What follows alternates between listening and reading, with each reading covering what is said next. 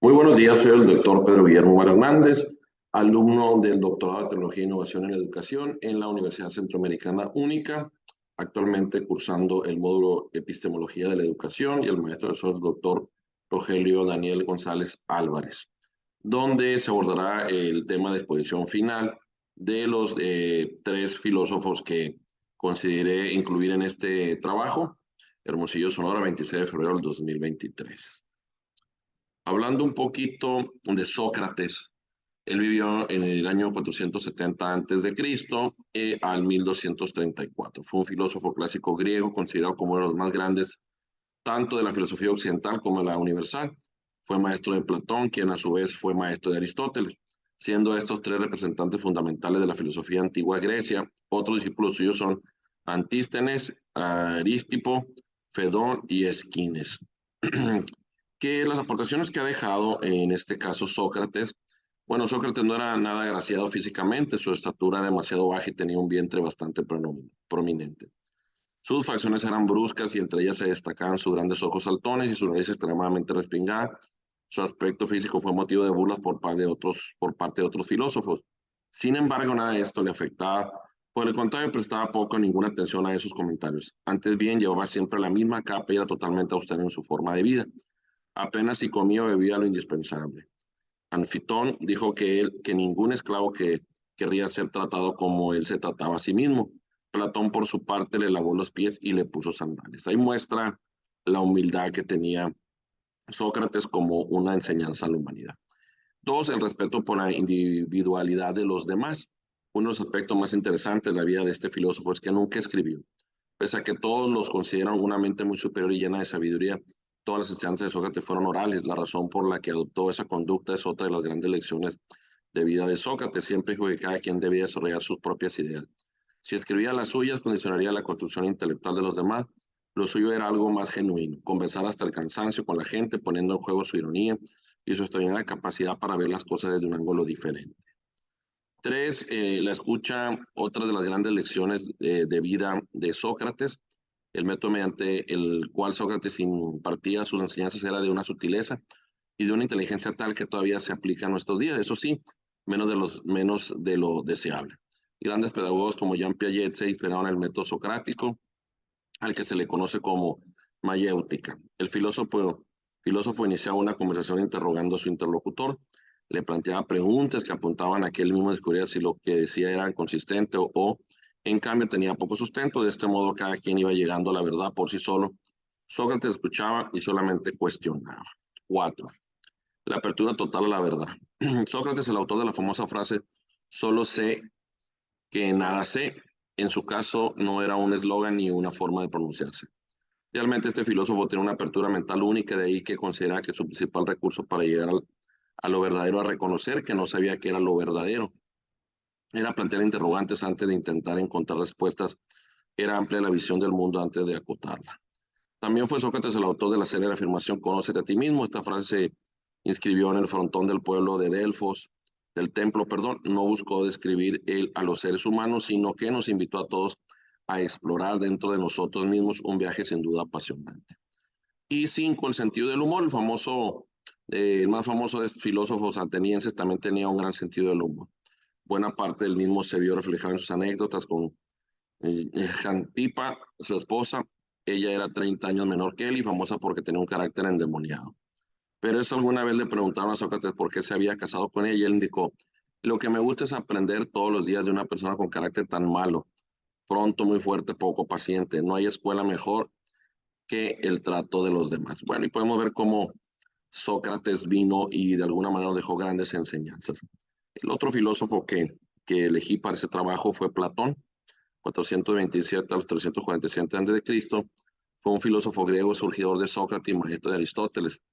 En 387 a.C. fundó la Academia de Atenas, institución que continuaría a lo largo de más de 900 años y a la que Aristóteles acudía desde esta gira a estudiar filosofía alrededor de 367 a.C., compartiendo unos 20 años de amistad y trabajo con su maestro.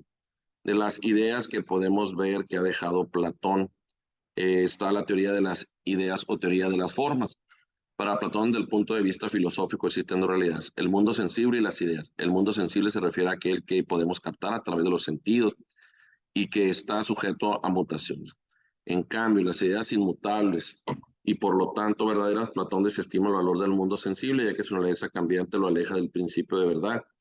Esto se reducirá a una copia de la idea a una mentira.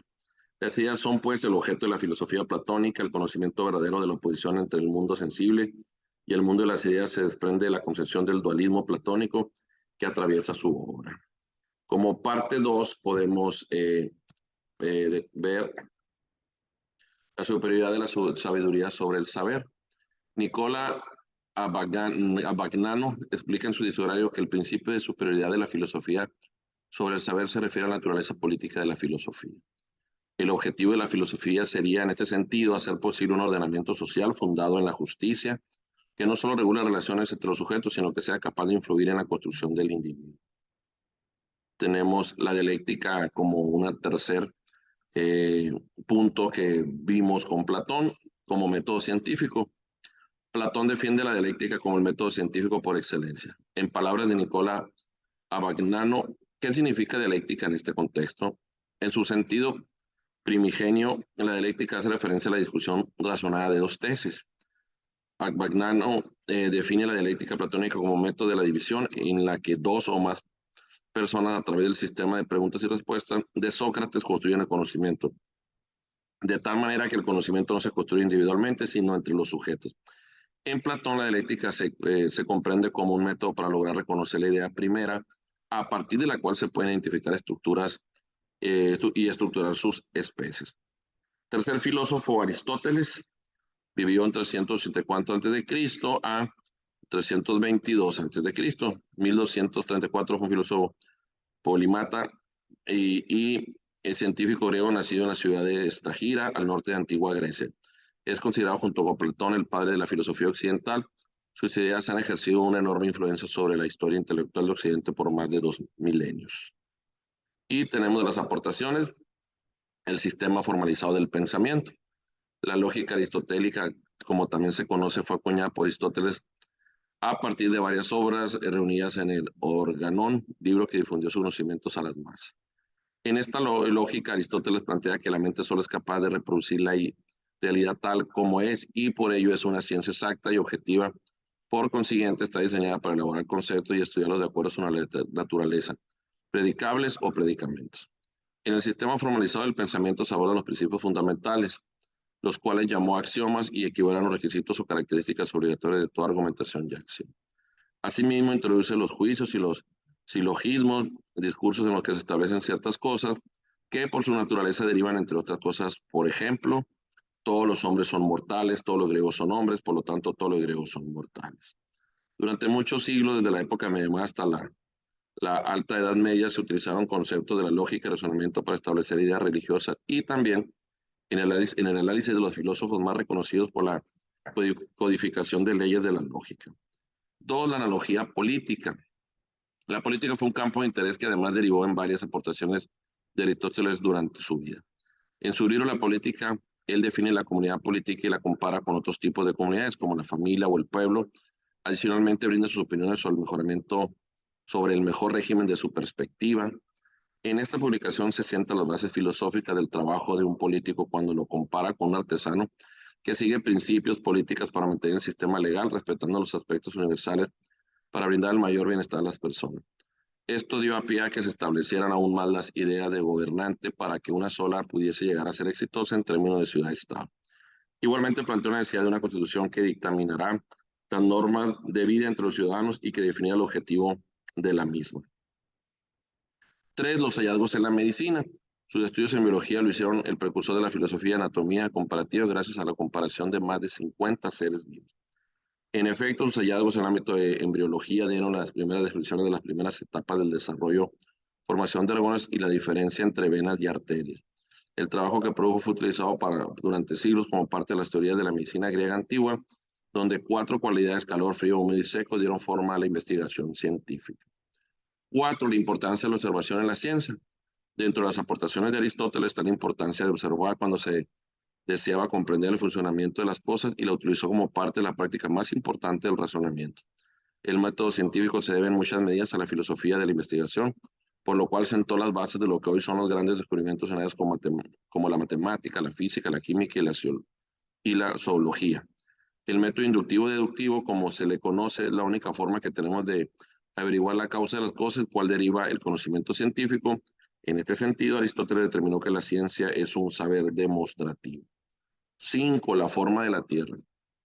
Aunque aún existan partidarios de la teoría sobre la Tierra plana, Aristóteles desde el siglo IV a.C. pudo argumentar y probar que la Tierra era redonda.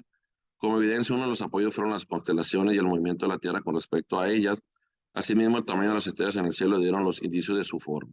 Además, sin aún entender el concepto de la gravedad acuñado por Newton en 1617, Aristóteles dijo que el peso de todas las partes se movía hacia el centro de la Tierra y que debido a esto, naturalmente, su forma era esférica.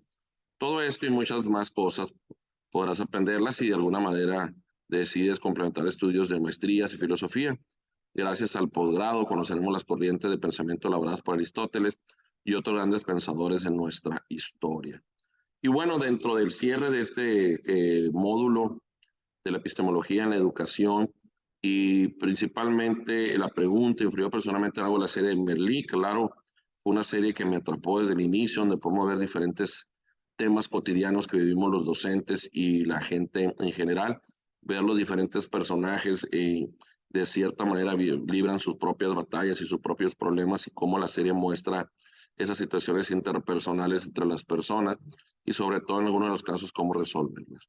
Le enseñó algo del curso y la serie, claro, creo que se me hizo algo muy novedoso.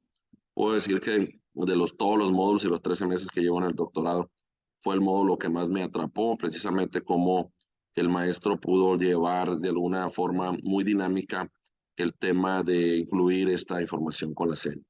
¿Tuvo que ver la serie con algún contenido en los estudios de la vida familiar o profesional? Sí, la serie de alguna forma he vivido muchas de las experiencias que están ahí, tanto como docente o rector de una universidad en la cual tuve que lidiar con varios problemas al respecto.